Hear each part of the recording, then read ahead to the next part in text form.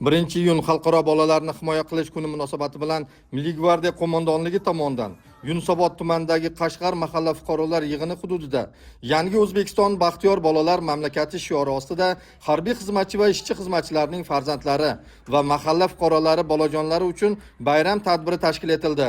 Tadbir o'tkazilayotgan maydon to'laqonli milliy qadriyat va urf-odatlarimiz, xalq o'yinlari bilan bezak oldi desak mubolag'a bo'lmaydi. Tosh ko'tarish, arqon tortish, qarab tepdi, yerga rasm solish, shaxmat shashka, tasviriy san'at bo'yicha tanlovlar o'tkazildi. Shuningdek, ot sporti ixlosmandlari uchun alohida burchak tashkil etilib, bolajonlar ot minib ko'rish va ular haqida ma'lumotlar olish imkoniyatiga ega bo'lishdi. Harbiy xizmatchilarimiz farzandlari uchun sport musobaqalari o'tkazilmoqda, jumladan futbol, arqon tortish, shaxmat shashka, shuningdek rasm chizish bo'yicha tanlovlar o'tkazilmoqda. Farzandlarimiz yuqori kayfiyatda o'ynab kulib yurishibdi. Konsert dasturi ham bo'lib o'tmoqda. Tadbir Chinakam yoshlar festivaliga aylanib ketdi desak adashmagan bo'lamiz.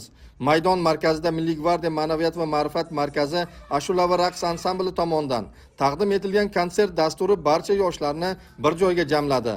Bolajonlar yoshlar bo'b turli qiziqarli savol-javob va o'yinlarda ishtirok etishib, dillarni xushnud qiluvchi ashulalarga maza qilib raqslarga tushishdi.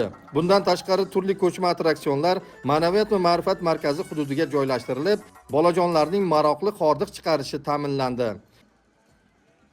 Nabiralarim bilan mana bayramga keldik. Mana qo'shni bolalarni ham oldik.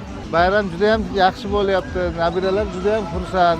Yosh bolachalar juda ham bir chiroyli konsertlar, ko'rgazmali chiqishlar bo'lyapti. Hamma xursand bayramlar bilan. Albatta bo'lib o'tgan ushbu tadbir o'g'il-qizlarda unutilmas taassurotlar qoldirdi. Biz kattalarning vazifamiz esa ularga har doim ana shunday xush kayfiyat va shodi xurramlik ulashishdan iboratdir.